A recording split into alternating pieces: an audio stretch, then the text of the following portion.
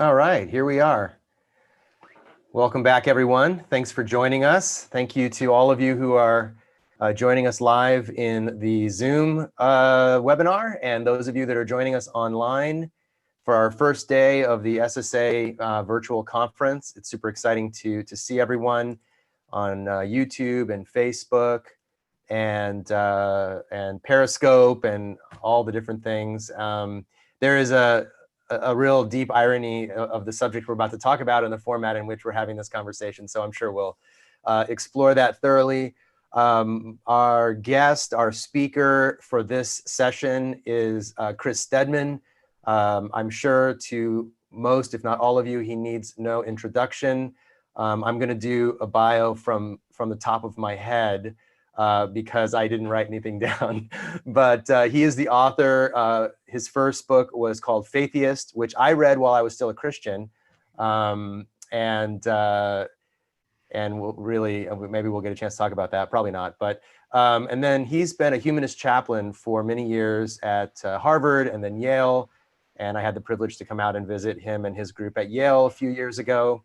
And now is back in his hometown of Minneapolis. And he's recently written a new book entitled IRL. And I've only had to explain that title to a few people. So here is, I don't know if you can see can you see the cover image? Okay. So this is his book, IRL, In Real Life, Finding Realness, Meaning, and Belonging in Our Digital Lives. It comes out in October. So are we the first, is this the first event you've done? I've done a couple little events here and there, but this is really like, you know, I've done a few events that are more sort of like talking about the book and what it will be, but this really feels like the first event, especially because we'll be sharing an excerpt at one point. And so we can go ahead and call this officially the start of the tour or whatever. I mean, even that, as I'm sure you all can imagine, we're having to sort of completely reimagine what a book tour is going to look like, and all of that right now. So yeah, we'll call this the very beginning. That's amazing. Oh, exciting. And I saw you said on Twitter the first time you're going to be reading from the book, which we'll do in just a minute. But to get things started, I just wanted to start by asking you, like, what's your elevator pitch about the book, kind of the short version of like what it's about, and then really I'd love to hear like what made you want to write this book and how did it come about? Yeah, so definitely still working on the elevator pitch, which I probably shouldn't be 3 months out from publication, but yeah, so the book looks at what it means to be human online, and I think many of us have been a part of conversations about digital life, and there tend to be either like sort of utopians who say that, the internet is making us fuller, better versions of ourselves, more human. And then there are kind of the apocalyptics who say that, it's making us more superficial, less connected, driven apart, all of these things. And then there are people who try and find this sort of middle path and say like, well, this is the reality in which we now find ourselves. And so let's kind of make the best of it and figure out how we can use the internet, in better, healthier ways. And as I started working on this book, that was very much sort of where I found myself. I mean, I think in the beginning, and I talk about this in the book, I sort of leaned more apocalyptic. The book started because I sort of became interested in writing it because I went through this period of sort of personal difficulty in my life where I was going through a lot of change and transition. But I was kind of continuing to post online as if it was kind of business as usual. And I noticed this kind of split, and I wanted to understand why I felt split. And I think it's a split many of us experience at various points in our lives between the self that we broadcast with sort of online and share with others and the sort of full spectrum of who we are.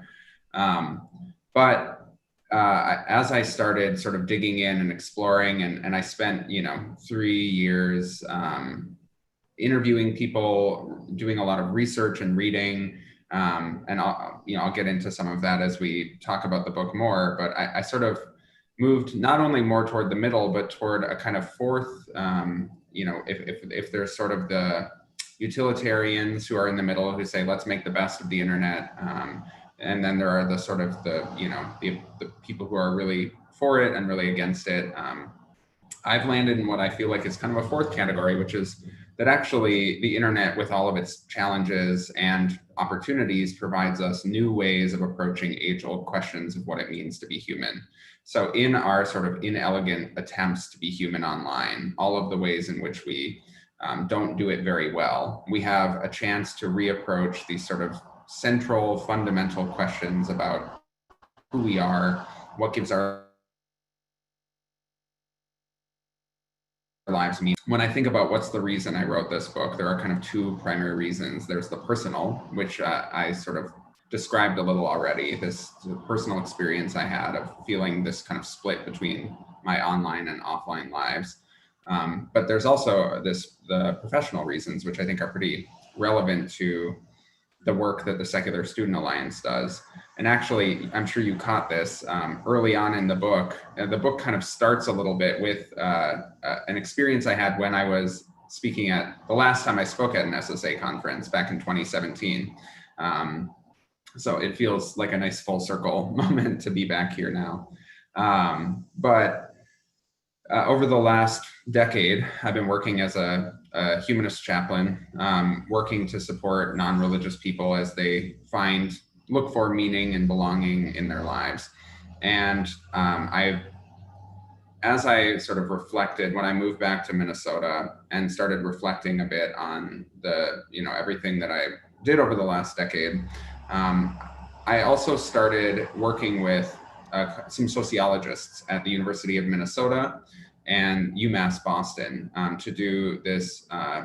So we entered into a several-year-long process that we're actually sort of just bringing to a close now, where we did a large survey of religiously unaffiliated people to try and get a better sense of where people who are non-religious find community and a sense of meaning in their lives and a sense of belonging, and what community means to them and what they're looking for when they look for community, where they're finding it right now. All of this is information that we will be sharing, by the way. So definitely excited to share that. And we found some things that are really interesting.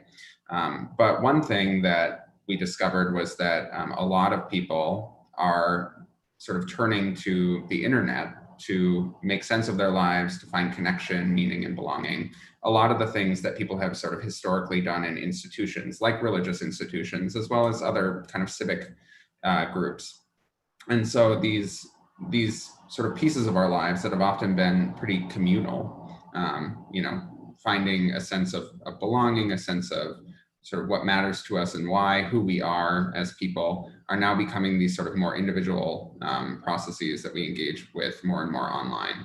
And so the book also tries to kind of make sense of that. What can we learn from this shift that's happening? And how does the fact that more and more of how we understand who we are and forge connections with others happen in digital space? How does that sort of influence how we see ourselves? So the book chronicles that sort of journey that I've been on over the last few years to try to understand all of that. And that is not an elevator. That's not the elevator pitch, but hopefully that answers both of your questions. To the top of the tallest building in the world. Yeah. No, that's great. No, I really appreciate it. And I did notice right away that, I feel like what you said a minute ago, that this binary between social media is awesome and social media is destroying the world, basically are the two choices that we have. And then of course there's the people in the middle, as you said, like relax, it's just a thing. Everybody starts out being resistant to the new technology and eventually we all adapt. And I like the generative approach of yours, which is to say, like, how can this be just another part of our lives that reveals ourselves to ourselves, reveals me to me, like helps me see myself. I feel like this is a book, like, who was the audience primarily that you had in mind? I know you wrote it for yourself, which I think is in a way what all great books are, like answering a question that's bothering you. Do you have another audience in mind in particular? Yeah, So I didn't, with my first book, I didn't work with an agent. This time around I did, and my agent is amazing. Not, not for the reasons maybe that like some people think agents are amazing, in terms of like making you rich or anything like that. Definitely not the case here. You never know. No, definitely not. But he, he really helped me with figuring out like what this book was, and so that's a big part of the work that we do together, is thinking about who is the audience for this book. And my hope is that it will, the book is not, it doesn't have humanism in the title. It's not like, sort of humanist with a capital H, but as I was working on it, I really wanted to sort of,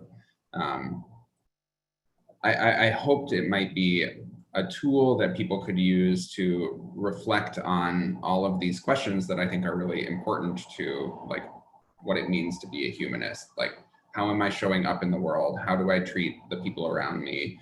How do I make sense of the world as it is? How do I discern, what are the things I should be spending my time on, and what aren't? And especially as people move out of the spaces where historically people have kind of figured out who they are and figured out sort of what values they have, and what those values demand of them. My hope is the book will be a resource for people who are, sort of like, I have been for a lot of my life, sort of out of institutions, kind of trying to figure out on my own how to be a person.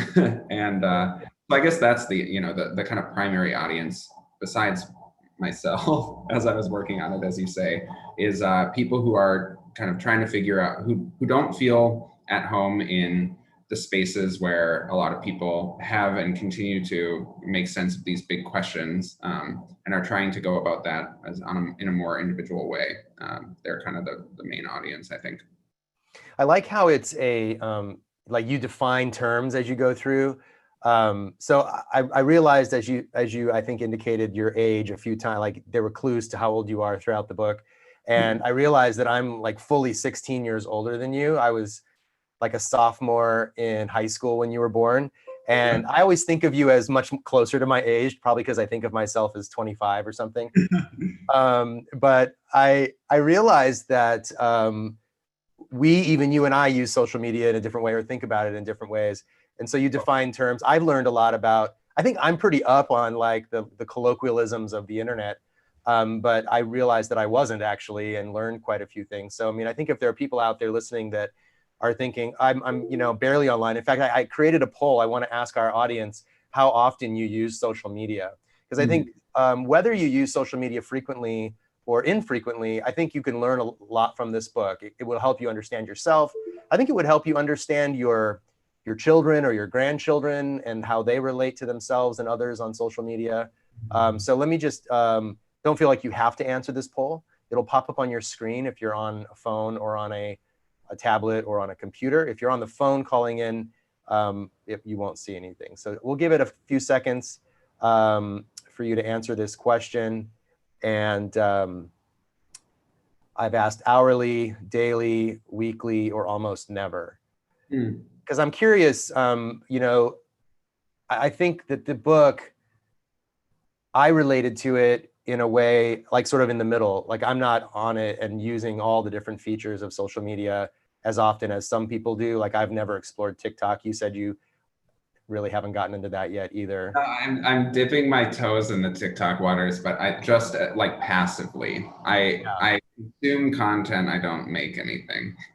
Yeah, and I never got into Reddit really, and I think I created an account once, and I never got into Snapchat. It was too confusing for me. Well, see, this is something I talk about in the beginning of the book, because I have always thought like, oh, I'm like very online. I'm like too online sometimes. It's like what I would always tell myself. And then as I started like really digging into this, there was so much I didn't know. And I was like, oh, wow, maybe I'm actually really not that online compared to a lot of people. Yeah. But as I say, I think regardless of how online we are or aren't, there's a lot to learn from the ways that many different people, I mean, one of the things I learned most while working on this book was I interviewed a lot of people about their digital lives and how they've used, digital space to experiment with their identities, to explore who they are, to find sort of new ways of being and belonging. And even if they've used the internet in really different ways than I have, I learned so much from, what their experiences have been. That was definitely one of my favorite parts of the book. So here are the results. You got a split. Yeah, the vast majority of us use split right down the middle, hourly or daily, a few, not as often. So yeah, I think what I love about your book, and I made a note to myself last night, was that it seems like a combination of memoir and sociology. And so it's like an intimate sociology of like modern use of the internet and how it impacts us. And we don't really know, right, exactly how these things impact us. We won't know for a long time. We're learning all the time how these things happen. And I wondered if you thought that there is a kind of generational divide between like you talk in the chapter called Drafting Distance about the way that we each perceive the truth about the world is affected in different ways by how often you are online. And I notice even in my relationship with my girlfriend, I'll say something about a person or like a personality that's been trending or something, and she uses social media but not as much as I do, and she like there's a whole like narrative about this person and about this controversy or about this issue that probably 80% of the world has no idea it's even happening. Yeah, the sort of like distortion of scale that we can experience online. Yeah, I mean, so to get at kind of the first part of what you were talking about, the style of the book, I tried to write it in a way where it kind of takes readers on this like journey that I go on to try and figure out like, how do we make sense of our digital lives and how are our digital lives shaping the way that we understand ourselves? And part of that is because like, I think those are the books that I tend to enjoy most. Like I read, one of my favorite books that I read last year was, which I do cite a few times in IRL, is a book called Rising by Elizabeth Rush. And it's a book exploring the sort of coastal wetlands in the US and how we have plugged a lot of them up in order to sort of build houses right along the coast. And so these lands that, are very swampy have sort of been filled in and drained and all of these things. And that's had a profound effect on our ecosystems. And so there are now efforts being made to restore some of these coastal wetlands because of the sort of the unknown consequences of removing these wetlands that were a necessary part of this bigger ecosystem. But the book isn't just about that. It's also how do we restore these wetlands for a future that we don't know, because the seas are rising. And so how do you sort of return something to what it was while also sort of preparing for this unknown future? And the way that she writes the book, I mean, first of all, I just super recommend the book to anyone. It's an amazingly written book. I also learned so much about coastal wetlands and ecosystems and all of these things.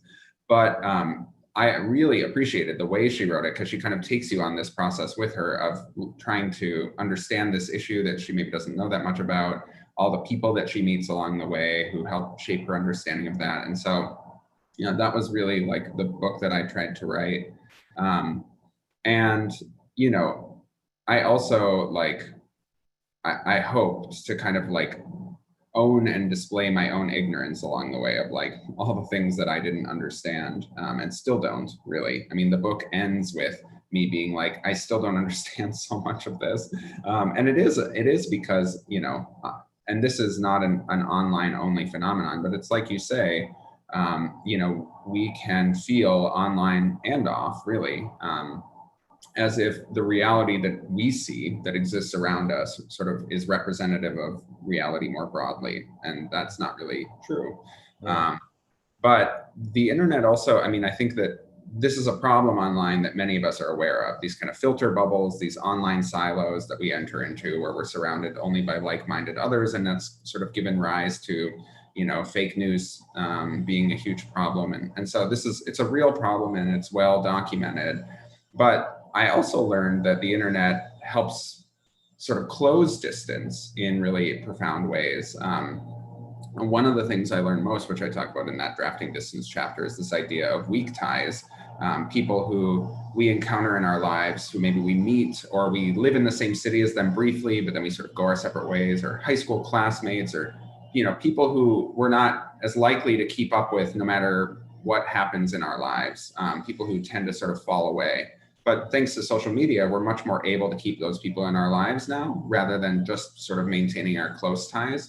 And weak ties are much more likely to connect us to views that we don't necessarily agree with, things that will challenge us, and also to connect us to networks of people, like the networks they're a part of, that we might encounter in those networks information that challenges our understanding of things. And so it cuts both ways. But I think ultimately, if this book has like one big message, it is like it pays to be intentional about how we are being online.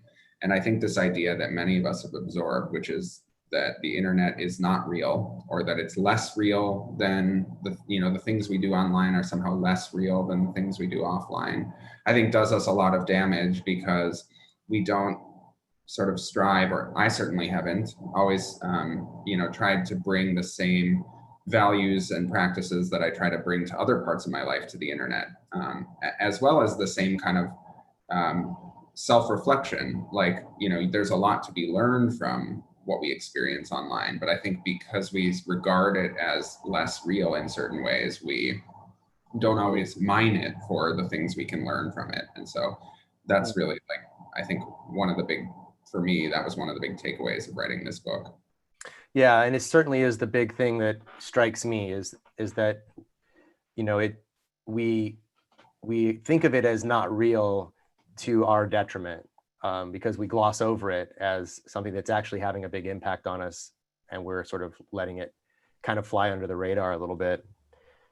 I wanted to come back to something that you mentioned just now. Actually got a little ahead of myself with that last question. I'd love for you to read this section from the beginning of the book, just sort of about this theme that you've referred to a couple of times about, so I don't know, sort of not the good or the bad of being online, but how we're online that matters the most. Sure. Yeah, so just to set this up a little bit, thank you for suggesting I share this. So this is in the second chapter of the book, sort of near the end. And in the second chapter, I kind of lay out the story of the events that kind of set me on the process of beginning to write this book. And I kind of talk at the beginning of, what my experience of the internet was in my 20s, how the internet has played a big role in the career I've had. And so, yeah, I think that's probably enough setup. So, okay. Now in my 30s, on the other side of those difficult few years, I'm still pretty online. Gaps remain, to be sure. I don't fully understand what's up with WhatsApp, and the only TikTok I acknowledge is Kesha's. Actually, I take that back. Somehow over the course of writing this book, we all decided that some TikToks are pretty funny. But I continue to tweet most days, and the pink circle alerting users there's content on my Instagram story where temporary photos and videos are stored for 24 hours. So basically it's Snapchat, but embedded in your Instagram, is generally active, pointing the way to videos of my dog Tuna stretching and screenshots of what I'm listening to on Spotify. Just the cool stuff, of course. Reliant K, the Christian pop punk band that I loved as a teenager and still secretly listen to, doesn't make the story. But I am, at least in some key ways, differently online. The erosion of many of the things that I thought made me who I am, the stuff I would so often crow about on Twitter, invited me to reassess my relationship with social media. Not just how much I use it, but how I use it. It's not that I had never questioned it before, but mostly I'd been all or nothing about it, feeling like I needed to go all in or recuse myself entirely. But it turns out neither approach is viable for me. I like it too much to quit, and I dislike it too much to let it run my life. If I'm going to be online as much as I am, though, I want to feel more like myself there. As I've reflected these last few years on what keeps me online, despite it being a complicated and fraught space for me, I've come to wonder if social media is actually the problem. I now suspect that rather than being this entirely or even largely destructive force, social media is instead a new tool for expressing ourselves and connecting with others, as susceptible to abuse or misuse as any other. Yes, it presents immense new challenges, but it also offers profound new opportunities to see things about ourselves, chances in our amateurish attempts to be human online, to learn more about our impulse to broadcast an edited image of ourselves. We can come to better know ourselves by looking at how we use the internet. If being online feels difficult, it is in no small part because being is difficult.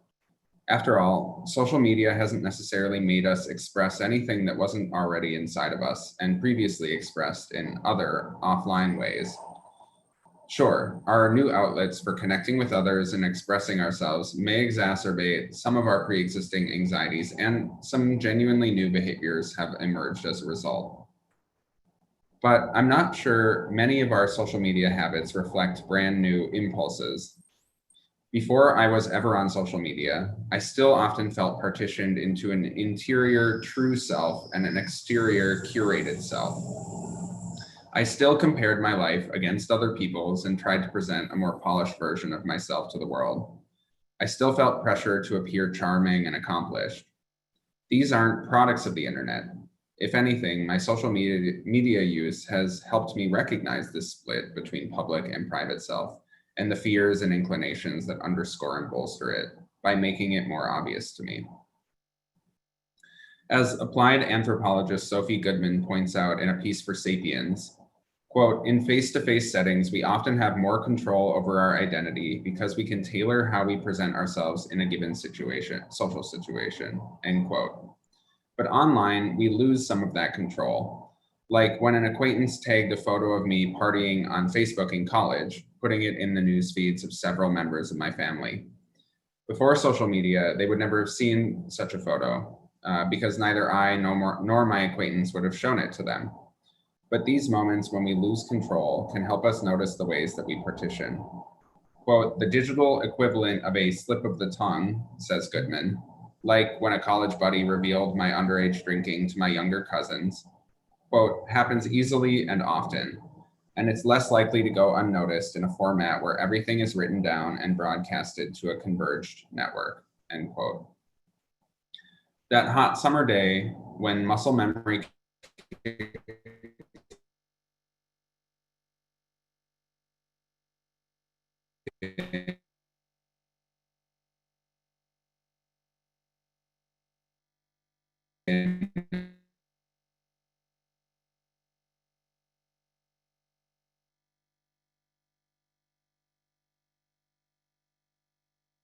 We're it's lagging on my end. I don't know if anybody else is getting that.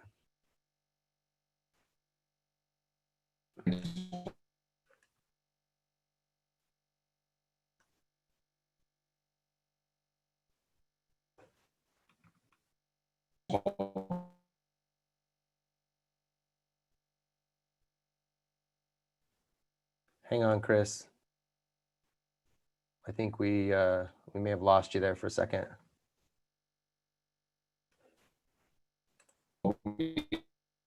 Cool. Sorry, folks. The internet's just lagging here, so we lost Chris for a second, but he's still there. We'll get him back.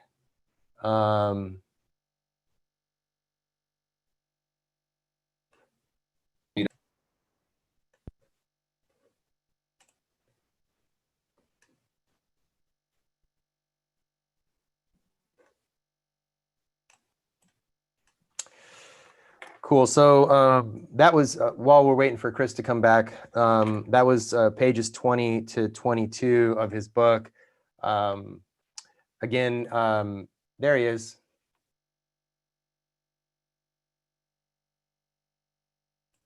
I can't hear you.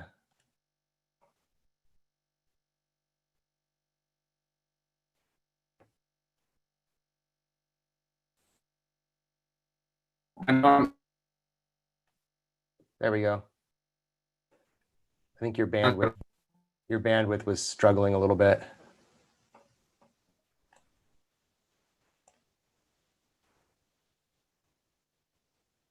Okay, I think we got you now.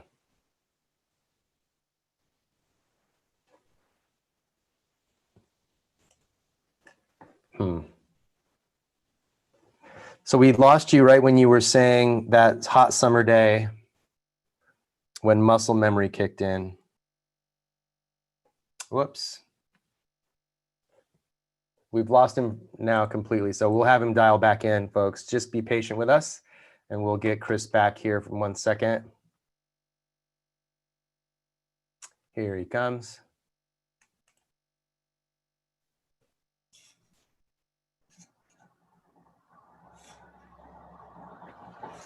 Can you hear me? Yes, I hear you. Okay. I'm trying to start the video, but it says I am not allowed to right now. That's okay. We'll just be patient. So I think we cut out right as you were saying that hot summer day when muscle memory kicked in on page. Oh yeah, okay. So just letting you know, it says the reason I can't start video is because host has stopped it. Oh yeah, I've got to re-add you. Sorry about that. All good. While you're doing that, sorry everyone. I'm not sure what happened with the connection here. I am actually doing this from, as Ryan knows, I'm doing this from the office of an Episcopal church right now. So perhaps there was some divine sabotage. It's possible. Okay, here we are. I'm back. Can't be stopped. Well, sorry about that. It is, I will say, anytime there's some sort of like digital issue, I'm like perfect demonstration of the messiness of digital life. So yes. There we go. We'll just pretend it was about demonstrating a point. Okay, so yes, the muscle memory. Thank you, everyone, and I'm sorry for that. And actually, what a great place to cut out because so a little context before I jump back into that part. So this chapter 2, opens with me posting a selfie, a very kind of mundane digital action, but it's a selfie that I posted, and I wasn't really sure why at the time because I was having like one of the worst days ever. And I took a picture that didn't look very good. And normally I'd want to post something where I felt like I looked a little better. And so, that the book kind of starts, or that chapter really starts with me posting this picture and not really being sure why. So just a little context for that before I jump back in and finish this short excerpt. So that hot summer day when muscle memory kicked in and told me to post a picture, I began to confront the divide between my online and offline selves. In that grimacing selfie, taken in a moment so miserable that even social media, for many years a pretty reliable tool for distracting me from the things I struggled with, couldn't pull me out of it. I saw reflected back at me not the curated self, but an honest depiction of how terrible I felt. In retrospect, it is less the misery of that moment that I find jarring and more how alien its depiction was, how out of place it seemed alongside my otherwise considered and careful posts. But it was my own digital slip of the tongue. If I'm going to spend as much of my life online as I do, as much as so many of us increasingly do for things we would very much consider real, I don't want to continue to feel so split. I'm not always sure how to go about getting more integrated, but I do know that as the internet becomes more ingrained in all aspects of our lives, figuring out how to carve out a bit more space for realness in the venues we use to document our lives, express ourselves, learn more, and build connections with one another feels vital. So that is the end of that short excerpt. Thank you for that. Yeah. I have a few more questions, but I want to get to some of the questions that the audience has been asking, and I want to come to this contextual question in just a second. But let's start here. This is about polarization, like political polarization. This person writes, how do you handle the increasing polarization of views online? Politics and social media company algorithms continue to keep us in a bubble where we aren't exposed to different views from our own. There was that popular New York Times piece a year ago or so that talked about YouTube algorithms radicalizing people and so forth. How do you in your research for writing this book, how do you relate to this polarization question? Yeah, I mean, it's super important and a really tough one. I mean, some of you might remember a couple of years ago, I wrote a piece on atheists moving into the alt-right or into alt-right spaces, often online, that inspired some interesting reactions, that piece. But that, is definitely a phenomenon that is very real and very challenging. And so this is, one of the, not to spoil the end of the book, but one of the things that I come to at the end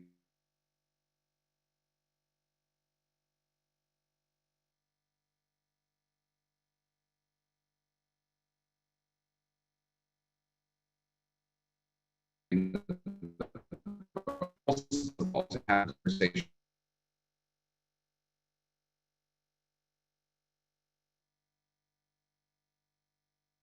about sort of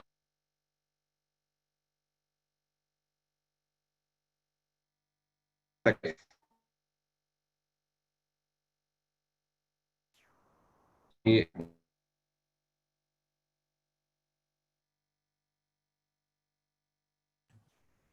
We lost Chris again, right when he said, not to spoil the end of the book, but, and then he froze. So I'm sure he'll be calling back in. Here he comes.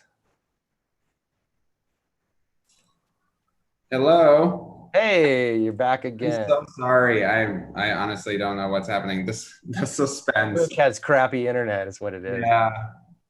I'm sorry. I actually honestly haven't had any internet issues here until right now, of course. So let me know when you've got video enabled again. You should be able to do video now. Sorry. And you were just saying, it cut out right as you were saying, not to spoil the end of the book, but. Okay, so not to spoil the end of the book, but at the end of the book, I talk a bit about, or I sort of build to this recognition that we can talk about individual behavior change all we want when it comes to ethical life online and be more fully human online. But any sort of conversation about sort of moving our digital tools in the direction of helping us be more fully human, more cooperative, more compassionate, are going to be viewed as externalities in an internet that is driven by the need for profit. Right now, the spaces that we use to explore our identities, forge meaningful connections, reflect on our lives, again, all of the things that we've historically done in sort of these more sort of older institutions, because that's, one thing that I recognize as while working on the book is we think we're sort of moving out of institutions into a more individual way of exploring who we are, but actually we've just replaced one institution with another with this sort of new digital institution that, like other institutions, has its own sort of conventions and norms that are often invisible to us. But until these institutions are no longer sort of financed by private money and driven by whatever makes those companies money, which they describe it as sort of agnostic. These algorithms are sort of content agnostic in the sense that they don't care what keeps us clicking and posting as long as we're clicking and posting. And so if the things driving us to stay online are things that polarize us, that make us angry, the companies don't care as long as we're clicking and posting. And so, ultimately, until we address the realities of a capitalist internet driven by the priorities of making these private companies money, we can't really have the kinds of conversations we need to have about how we address the problems within these digital spaces. But there was the last thing I'll say about that is that, I think we have this idea that the more time we spend online, the more polarized we become, the more unhappy we become. And there is, that's been kind of the common line in a lot of people who study the internet. But there was a really interesting and for me revealing 8-year longitudinal study that just came out that I cite in the book that found that it's actually less about how much time we spend online, and again, how we spend our time online. Two people can spend the same amount of time online, where one is sort of playing the game of the internet, and game in the sense of, another person I cite talks about how there's two kinds of games that we play. There's games that are the sort of like shallow, kind of the gambling of, sort of hitting the digital roulette over and over again, trying to get the endorphin rush of getting likes and that sort of thing. Or there's the kind of deep play that we engage in, where we're forging meaningful connections, we're exploring who we are, the kind of deep play that often happens in things like Dungeons and Dragons, and online gaming and stuff. And so, two people can spend the same amount of time online, and one is sort of doing so in a way that's mindless, that's about sort of not really understanding why they're continuing to click and scroll, and someone else can be full intentional way, and they can have radically different experiences. And so, when I said earlier, if the book has one big message, it's not a very revolutionary one, but it's be intentional, be mindful about how you're using the internet. I think that the problem that arises with polarization in a sort of capitalistic internet, in an internet driven by the demands of profit, is that it discourages us from being mindful. It encourages whatever behavior is going to keep us clicking and scrolling. So I think that is the way that we begin to address that problem, is by addressing that.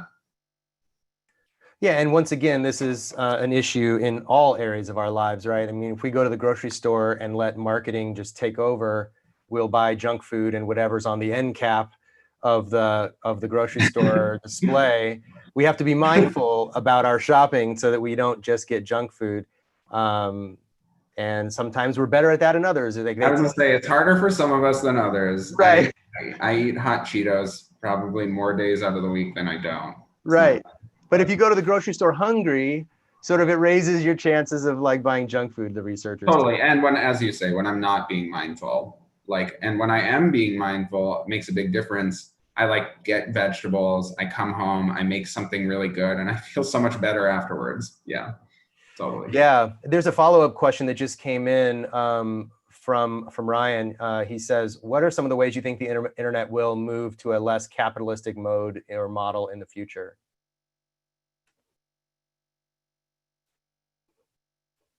You either froze or you have nothing to say. I think you froze. Did I freeze again? Yeah, no, there you are. You're back. Okay. Your voice is back. Now you could tell me that I froze and I would fully believe you. Well, the video is frozen, but. Oh, but you can hear me. Yeah. Oh, now you're back. Yes, go for it. See, all these little freezes and stuff are just buying me time to come up with an answer. I was going to say that and please jump in anytime if I have connection issues again. But there are people actively working on this. I read a really good book that I also cite in IRL last year. That actually, it only just came out this year. Gosh, it's hard to even have a sense of time this year. But it came out in February, I believe. It's called The Future of Feeling.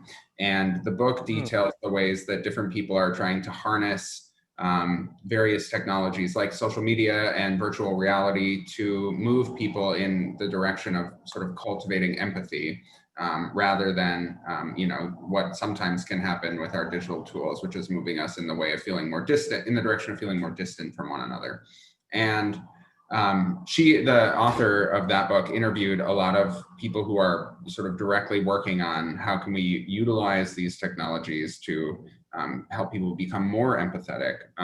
And likewise, there are people who are trying to move the internet in a more, sort of publicly owned direction, who are trying to push for the use of social media platform, either the transformation of the existing social media platforms or the establishment of new ones. But unfortunately, I think it's a very long road, because capitalism has its fingers in everything, and it's dug in very deep. And so, I mean, just trying to get money out of our political life, for example, that has been an incredibly long road, and there's no end in sight. And so I think that we, in the meantime, given that I don't think it's likely that we're going to see an internet that's not driven by the demands of profit anytime soon, in the meantime, I think it's just as important that we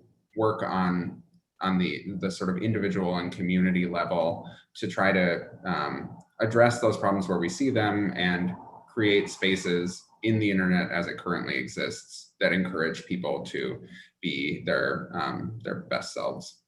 Yeah, this is one of the reasons that I actually don't worry too much about unfollowing people that I find toxic, because sometimes people will say, like, you're creating an echo chamber by only following the people that agree with you, and of course I think it is important to follow and listen to voices outside, and just by following my family I accomplish that, but I also curate my social media world in a way that I don't necessarily curate my real life, if we can use that. Probably shouldn't anymore, thanks to you. We shouldn't be saying in real life. It's all real life. My in-person experiences, because I don't necessarily want to spend my time sifting through, bad faith arguments or claims, like, I don't have time for that.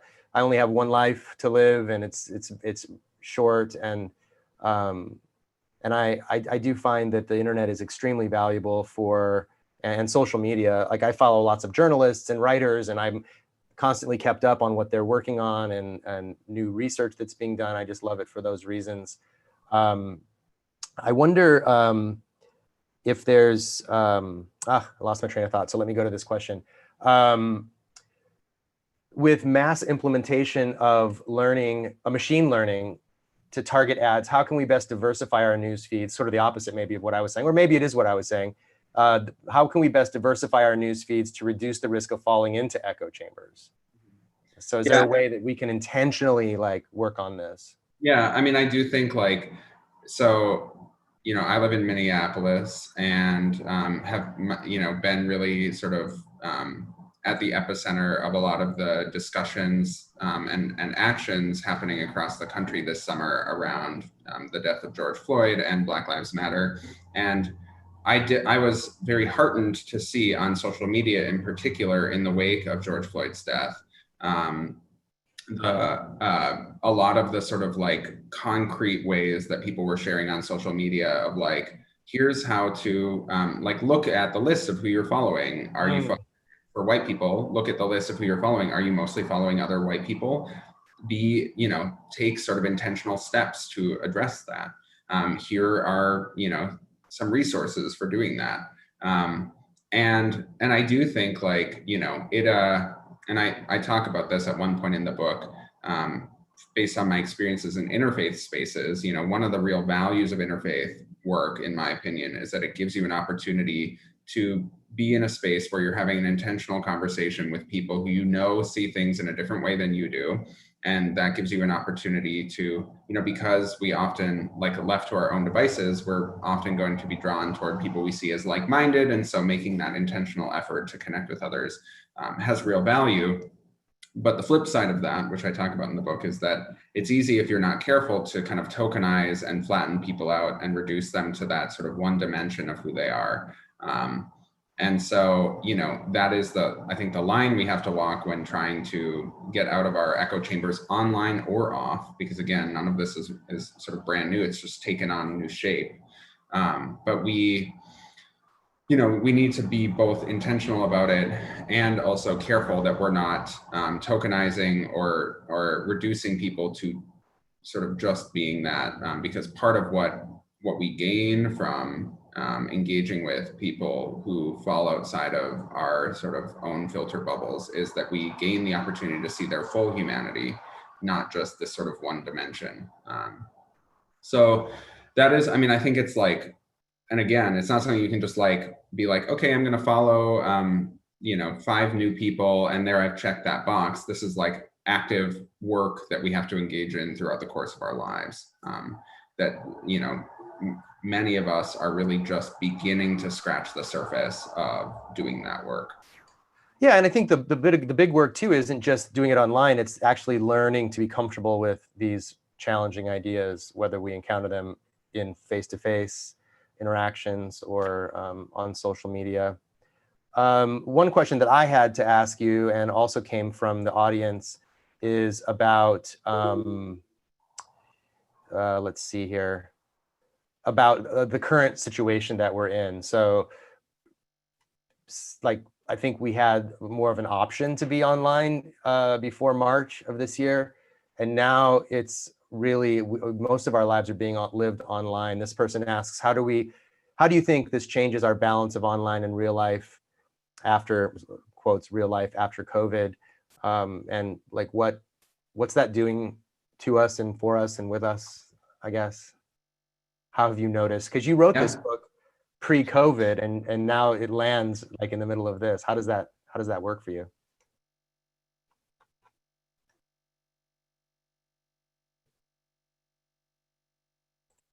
Also tell me if that happens. But oh yeah, it was lagging just there. So now you're back.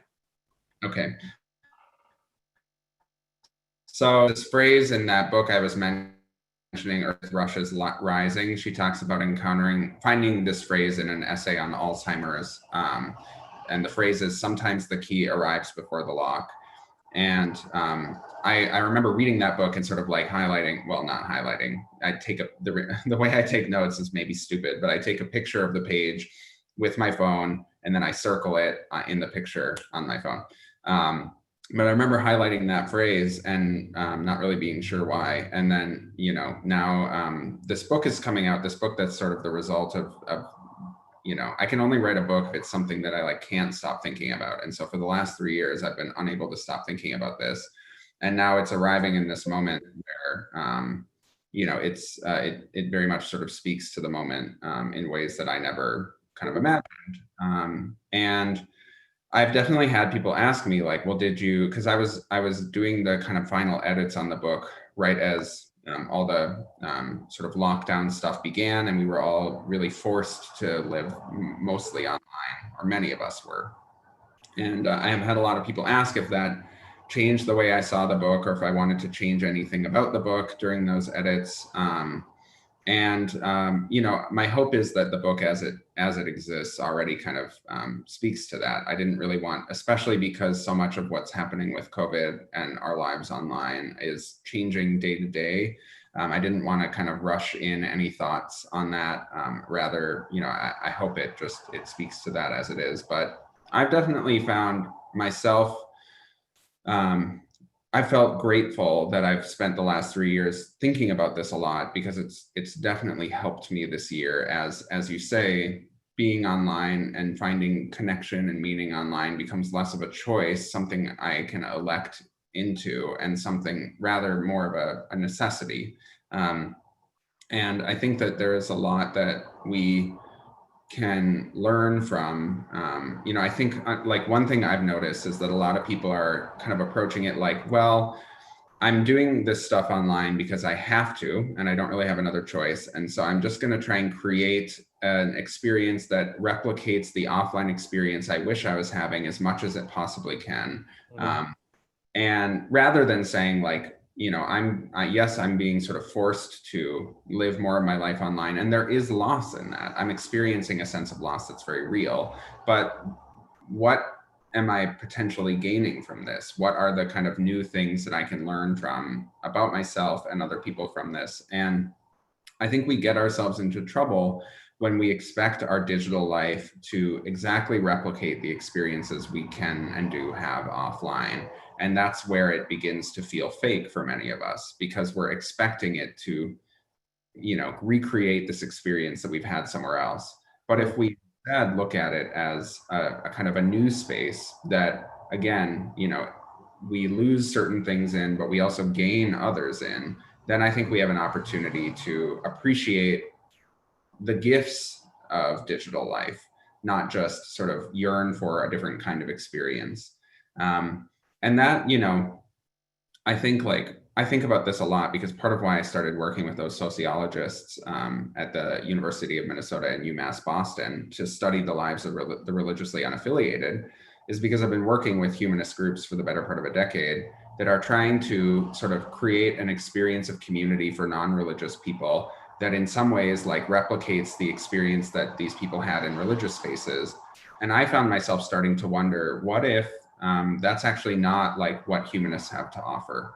What if, we don't have, what if instead of trying to just sort of create a humanist version of this experience that people have in religious spaces, hoping it will kind of recreate this experience they once had, what if we instead like look at what humanism actually is, what we actually believe, what non-religious people want out of community, and try to sort of recognize maybe some of the things that people lose when they either never are a part of a religion or leave a religion, and be honest about those losses, but also look at the sort of gifts that we have in being able to try, what it means to be in community, to reflect on what it means to be human in this different way. So I think even for those of us who are non-religious, there's something we can learn from that process and apply to our digital lives as well.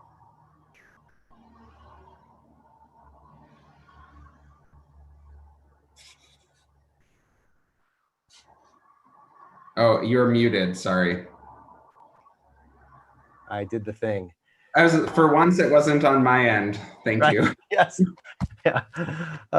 So what you were just saying then made me think of this statement that I wrote down from your book on page 33, where you ask, I guess you're drawing some analogies between religion and social media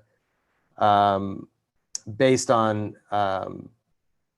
a sociologist that you're quoting here. Anyway, I won't go back that far, but you write, has social media become our new church, the place we turn to in search of answers about where we fit in and what makes us who we are?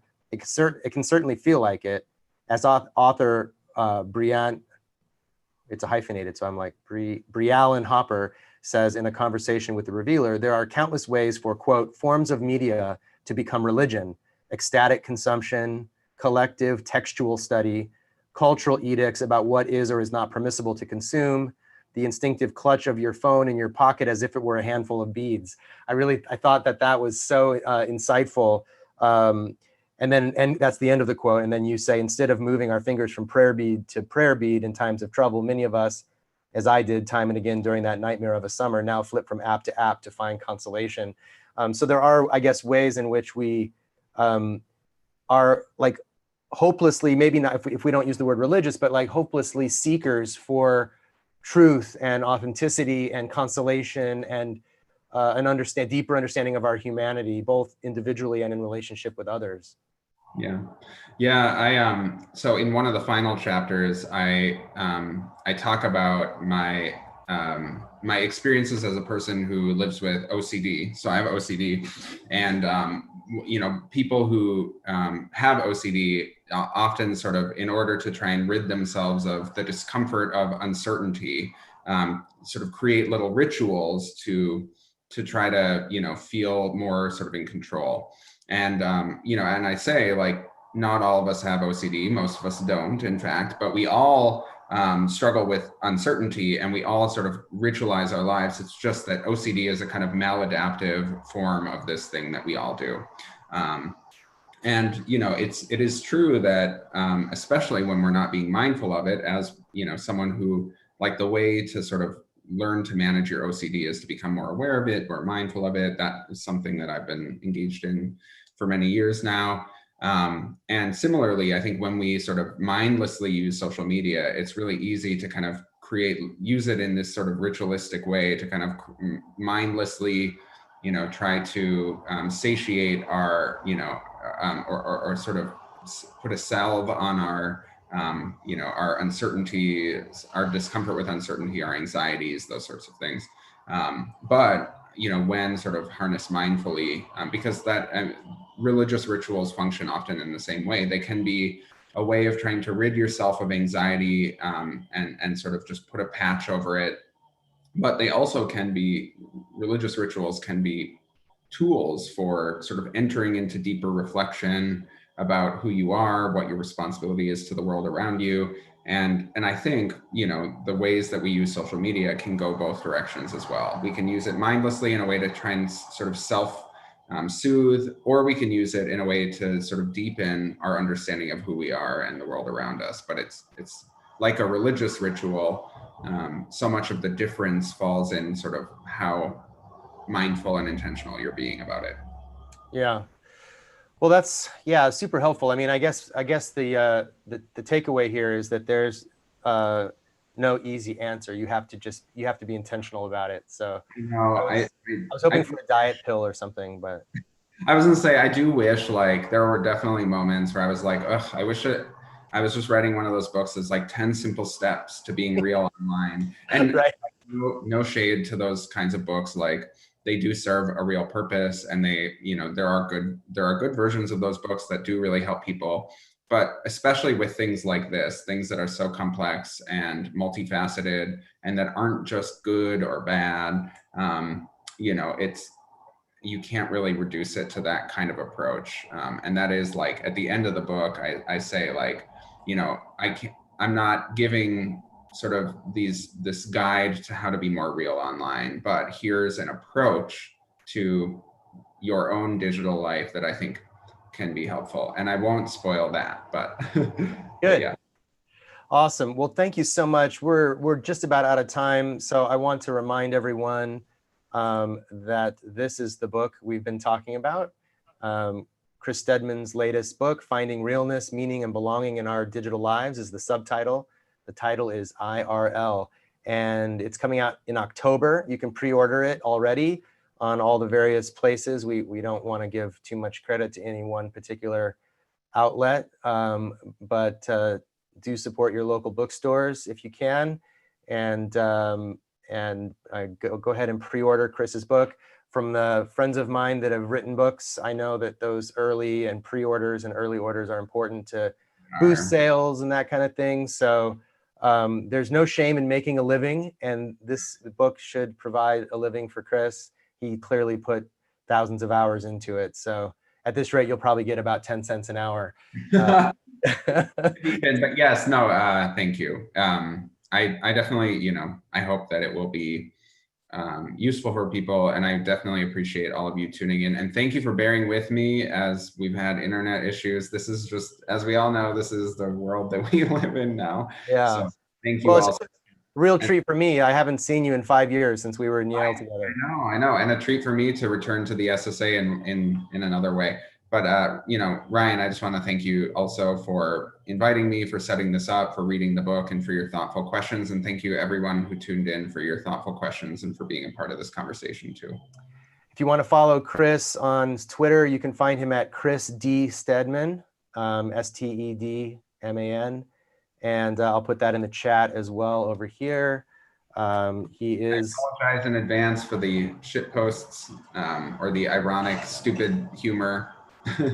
Yeah, well, that's the thing. That's part of learning. Actually, don't apologize, because that is just, yeah, it's part of. I kind of wanted to do a lightning round with you about like, you know, first thing that comes to mind, and I was going to name all the platforms. You know, there's that funny meme that goes around about, this is me on Instagram, me on Facebook, me on Twitter, me on, you know, and it's like our different ways of being on these different platforms. But if you're on social media, I think you already get that. So our next session is in 5 minutes with Varun Soni, Dean of Religious and Spiritual Life at the University of Southern California. A conversation I had with him a few weeks ago. And the rest of the schedule is on the website at secularstudents.org/2020 conference. And I hope you're enjoying the conference. Thank you to everyone who joined us on Zoom.